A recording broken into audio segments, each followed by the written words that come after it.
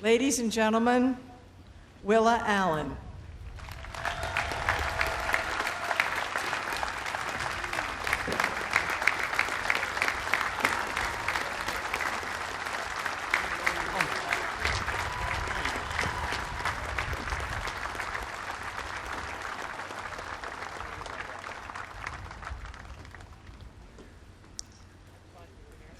Good afternoon, baseball fans. First, I want to congratulate the incredible members of the 2025 Hall of Fame class.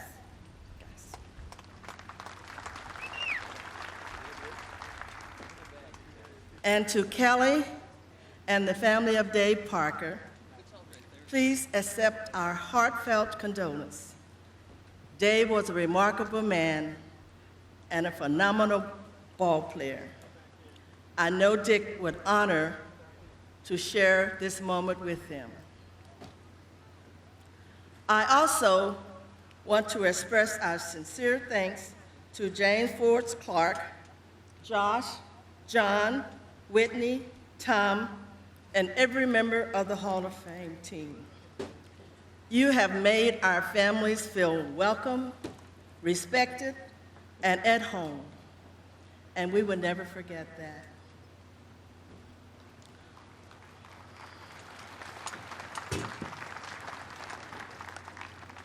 On behalf of the entire Allen family, his brother Ron and wife Marthella, his sons Richard and Aaron, my button, his grandson Trey's mother Lasada, and my 11 siblings.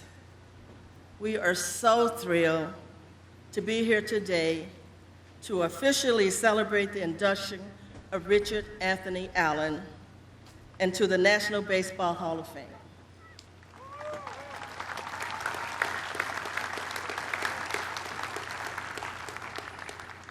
We called him Dick, and although he is not physically here to accept the honor, I assure you, he is with us. He is with the 350 family members and friends here today who have come to honor his life, his legacy, and the love of the game. And I know he is smiling right now, knowing that his story is finally being recognized in this very special way.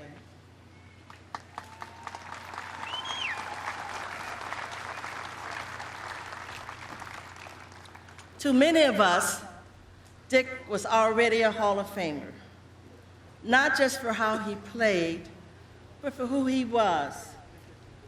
Yes, he was one of the most natural gifted hitters to ever step into the batter's box, and who could forget his 40-ounce bat?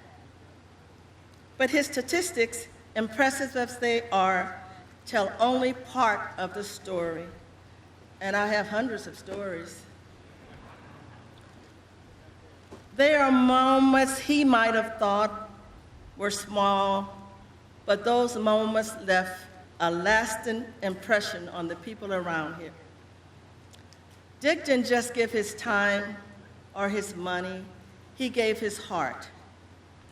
Whether it was visiting a teammate in the hospital, or standing up for someone who didn't have a voice, or just writing a note to a fan, he was always there, quietly, strongly, and sincerely. Let me share a story that has always stayed with me, one that shows the kind of man Dick was. It was 1971, just after a game at Dodger Stadium. As Dick was leaving, a 16-year-old boy stood outside patiently waiting. As Dick walked by, the young man cried out, "Mr. Allen, can I have your autograph?" Dick stopped, looked at him with a familiar smile and said, "Son, I'd rather shake your hand." The young boy eagerly replied, "Yes, sir." What happened next turned into something unforgettable. They stood there, just the two of them, for 2 full hours. Dick didn't rush, He didn't wave him off. He stayed, he listened, he shared. That night, a friendship began. Dick often invited the young man to the clubhouse to meet the other players. On occasion, he brought him back to the ballpark to play catch in the bullpen. That season, Dick spent hours with him, showing him different kinds of food, introducing him to people he respected, even taking him to the racetrack to meet his horses and friends. He affectionately nicknamed the boy Baby Bruh, a name that young man still uses today when he speaks of Dick Allen. And now, over 50 years later, that once teenager is 70 years old and here today in Cooperstown to honor the man who changed his life with kindness.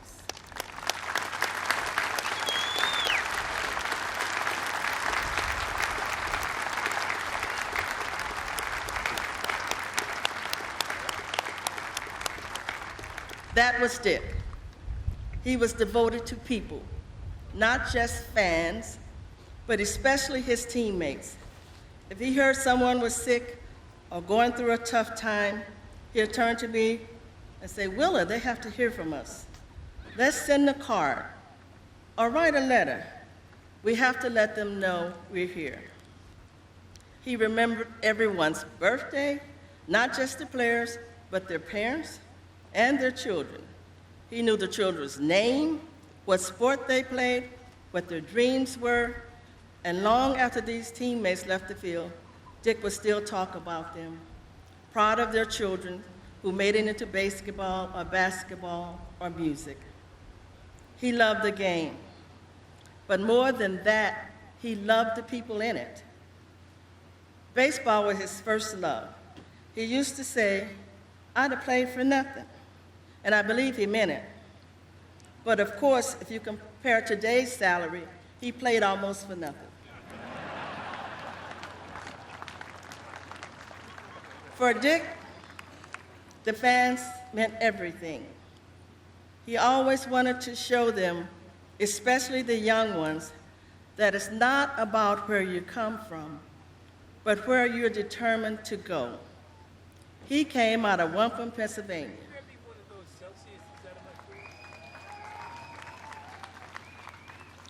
It's a town with no more than 1,200 people, and yet Major League Baseball found him.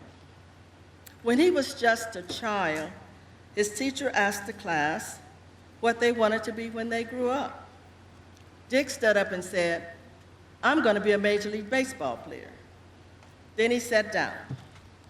The other kids laughed because at that time, there weren't any black players in the Major League.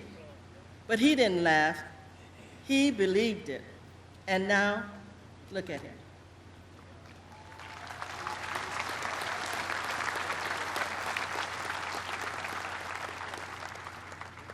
To the young players who came after him, Dick always tried to offer something more than advice. He wanted to give them perspective. He would say, baseball isn't a job, it's a gift, a tool to express your talent, a chance to enjoy the game, and a responsibility to do your best, not just to play, but to win. He was obsessed with understanding the why a game was lost, why a play didn't work. He always said, there's a game within the game. And he'll break it down with his teammates, helping them to see what others missed. He believed in lifting each other up and making the team better together. But Dick's heart extended far beyond the dugout. His favorite people at the ballpark weren't always the ones in the spotlight. It was the ground crew, the cooks in the kitchen, the clubhouse staff, the vendors, the custodians. Whenever we were invited to events at the ballpark, before we ever reported to where we had to be, he had to greet every one of them.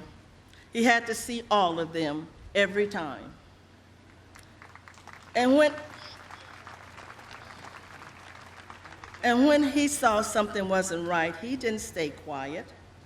If players of color didn't have proper supplies in the clubhouse, he spoke up. If a teammate wasn't paid fairly, he would say something. Once he even said he told the manager, well, give them some of mine. That's who he was. He had a deep respect for elders, especially seniors. If he knew someone was living alone or just needed company, he invited them over for dinner, for the weekend, for a drive to a concert or a ball game. And sometimes he'd send me, most of the time. Back then, they were the same age I am now, so they don't seem so old. And the fans, the heartbeat of baseball. From Philly to Chicago, from St. Louis to LA, and the Bay Area to his hometown of Wampum, Pennsylvania, you stood by him. You cheered for him. You saw him even when the press didn't, even when the politics of the game were against him. You showed him he mattered, and he never forgot that. While Dick played for 5 major teams during his career, the Cardinals, the Dodgers, the White Sox, the Athletic, and the Phillies, there was no question about where his heart truly lived. Philadelphia was his favorite.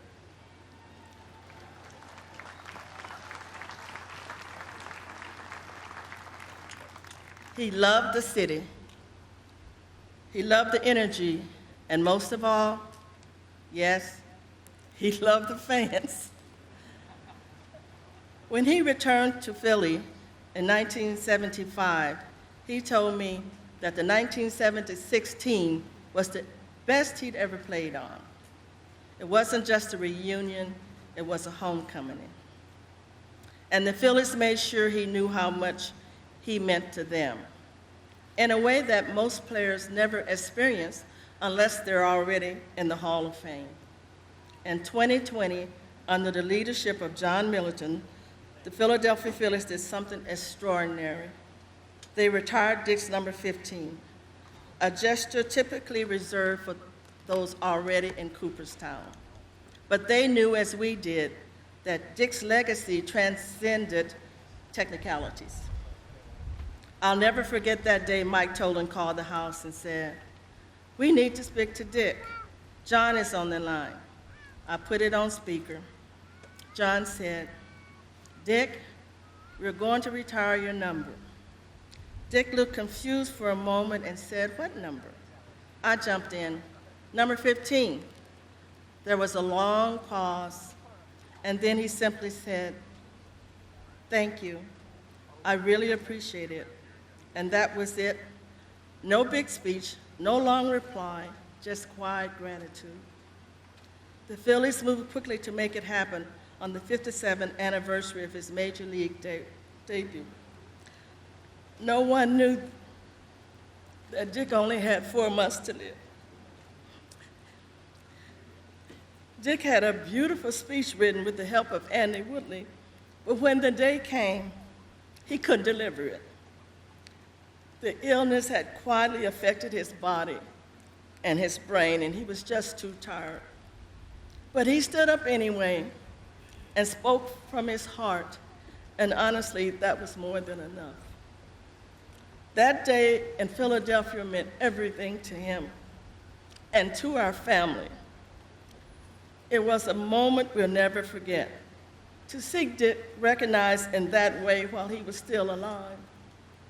To feel the love from Philadelphia, the organization, and the fans, that was a gift. And even now, the Phillies continue to honor his life and legacy. I know Dick sees what you're doing, and he's smiling. To the Chicago White Sox, Dick found a place where he could truly express himself as a leader, as a teacher, and as a fierce competitor. Chicago embraced him not only for his talent, but for his heart.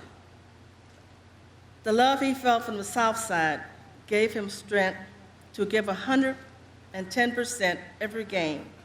And in return, he gave the fans one of the most iconic MVP seasons in baseball history.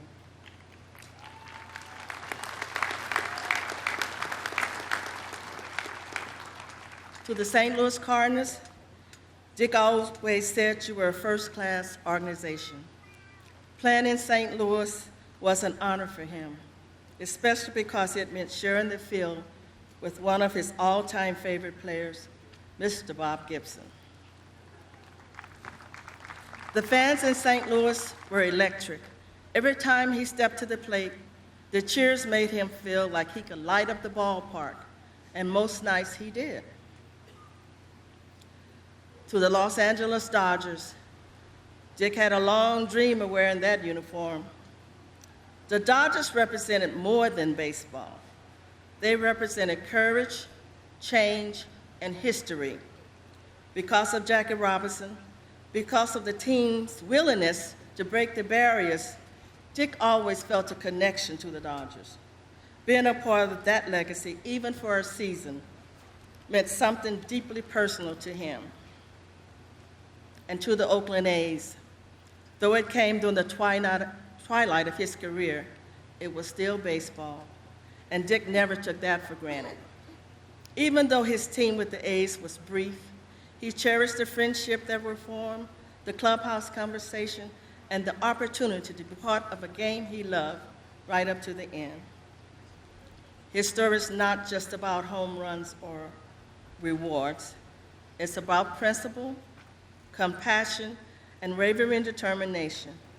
That is what carried him through every challenge and every triumph.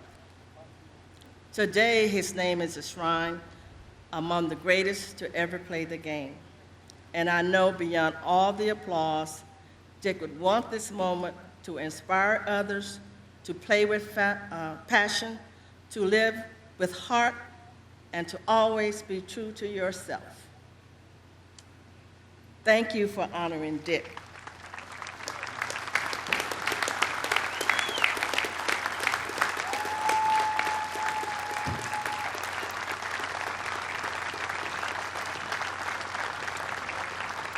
Thank you for believing in him, and thank you for finally bringing him home. Thank you.